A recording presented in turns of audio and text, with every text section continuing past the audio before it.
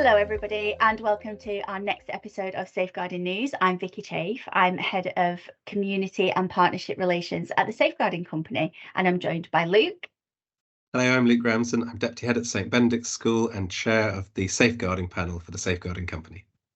Wonderful. And today's highlights are we're going to be discussing Dove's new campaign about kids' online safety and their Beauty Be Real. And we're also going to be talking about the DFE's research paper around working lives of teachers and leaders. So I'm going to kick off today, and it just so happens that I was perusing my LinkedIn and one of my contacts had posted this video, and it was an incredibly powerful video, and it showed the life of a child as she grew up, and then she was a very happy child. Then she got her phone and was then released into the world of social media, and it showed her mental health deteriorating, but it's real life clips as well, and it showed that she started to have a real battle with eating disorders, and she had a real body dysmorphia issue as well, and it all stemmed from the glorification of beauty that is shown online and what is expected to be beauty. Now you can very much stretch this into everything else. In fact, my daughter, it was her birthday recently, and she got one of these rainbow high dolls, very beautiful, lovely, colourful hair. But I said to my eldest daughter, this is what is now being portrayed as beautiful, and it was a very small waist, and it was very small legs, and perfectly symmetrical faces, and it's just not real, and it's not reality. So Dove have created this campaign, and they've actually created a petition as well to make more accountability for the social media sites. So they've said that 8 in 10 youth mental health specialists say that social media is fueling a mental health crisis. They've asked for you to join in their mission to make social media a more positive place by taking a stand against its harmful design so that platforms can be safer for children. So there's the video then, which is called Cost of Beauty, and then underneath there is a petition that they're asking people to sign, and it's called the Dove Self-Esteem Project, and it's partnering with Common Sense Media and Parents Together Action to advance the Kids Online Safety Act, supporting designing standards and safeguarding to protect children online. So they've asked everybody to sign that petition, and it's got a few 100,000 signatures already. But I just thought it was a really powerful video, and one that will really resonate with parents, with the children, with other members of staff, and it's got some really valuable resources on there. So I've linked everything in the show notes. I've linked the video separately as well if you want to go and have a look at it. But it's a really, really good resource page as well. So Luke, you wanted to talk about the working lives of teachers and leaders. Yeah, and very much dovetails with what you were talking about, with the rise in mental health issues, the rise in all sorts of pastoral issues. And it's very interesting that this report was pushed out in the middle of the school holidays with absolutely no fanfare by the government. And this is a report that's been done, a survey of over 11,000 teachers and leaders across England. And it's a lot of it wouldn't be that surprising. You know, we're in the middle of teachers going on strike and worries about pay and conditions. And so a lot of those things, it gives really, really helpful details about what's going wrong. The thing that struck me was what an interesting and worrying light it sheds on our ability to be good at safeguarding in schools and to be excellent at pastoral care, because of this real sort of dilemma of increasing squeezes on teachers' time, on resources, but a growing job that we have to do.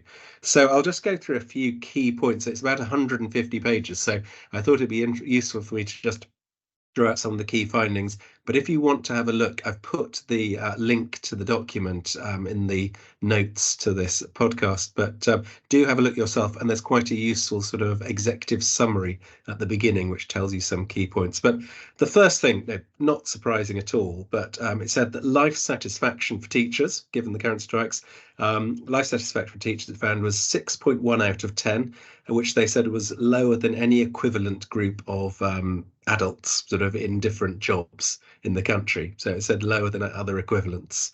And it struck me that if teachers aren't feeling very good in their well-being, then supporting the well-being of students is going to be pretty tricky. So that from the outset was for me a big concern, and something that clearly when people are asking, what is, what are the challenges facing schools and teachers, that has to be a big one. And then directly linking with that is their second finding about workload. And again, lots of teachers will nod their heads a lot at this. They said 56% of teachers and leaders in schools thought their workload was unacceptable, so over half. And then of that, 75% thought that just general admin was taking up too much of their time. And so it's very interesting to see, again, what a lot of teachers will think that paperwork, just sorting things out, that's doing administration, rather than focusing on the well-being of students, was taking on too much of their time. So two headline bits of news that, again, won't be that surprising. But I think if you're a school leader, or indeed a DSL or a teacher, seeing that real objective fact, this is a Department for Education bit of research. So it potentially sort of surprising that they're finding this thing that demonstrates why people are going on strike. A third important thing was, and this is something where perhaps school leaders could start to do something about this, so 50% of teachers said they spent too much time on following up behaviour issues. And that struck me as an interesting point. And in particular, the last podcast we did talked about mandatory reporting, something I strongly feel is a really good idea and should be put in place.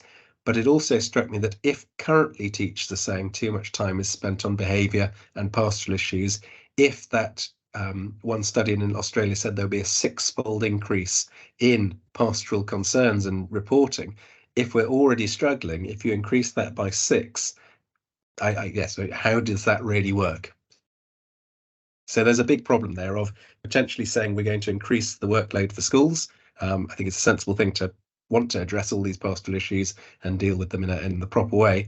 But how we're going to do that is something surely the government has to address properly. Number 4 was looking at CPD, the professional development of teachers.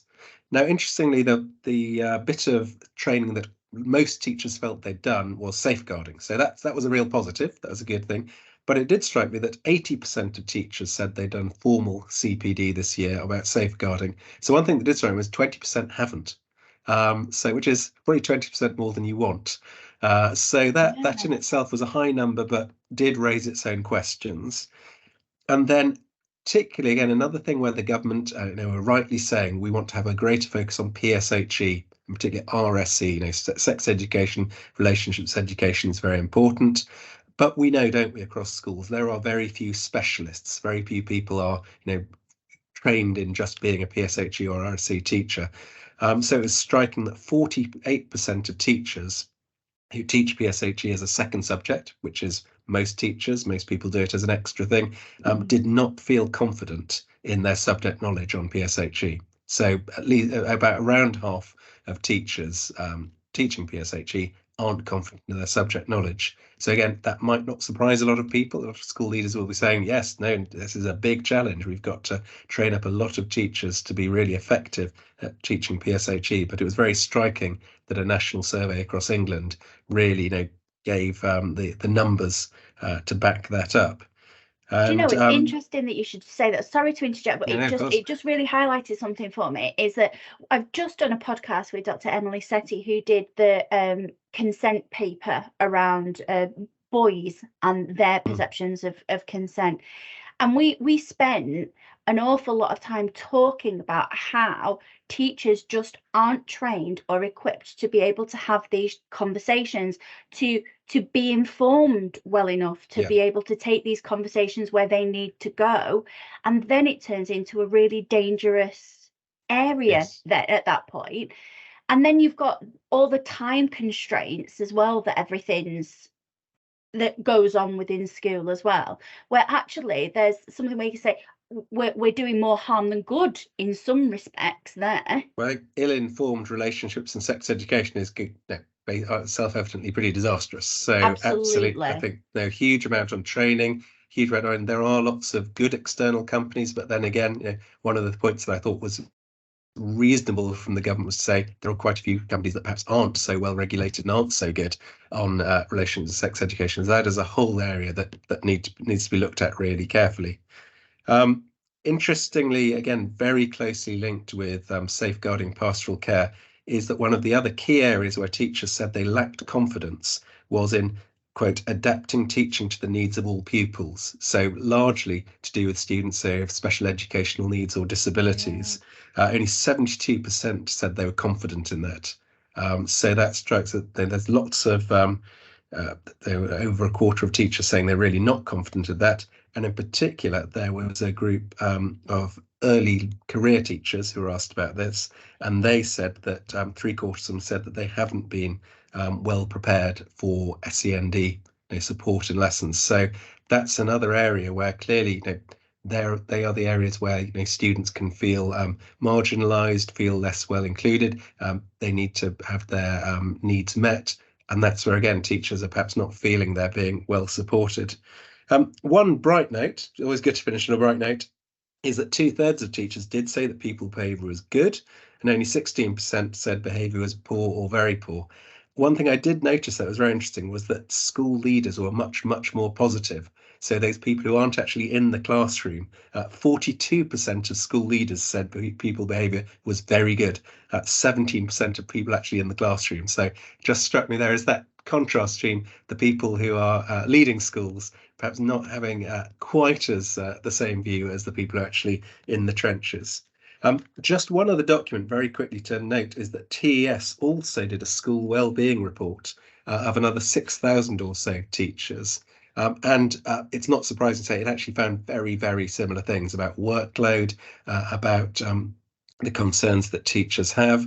And just something I'm going to quote, because I think they put it really well in the conclusion to their report. They talk about a tug of war of the teaching profession, while systemic issues such as funding and workload are continuing to push staff to their limit.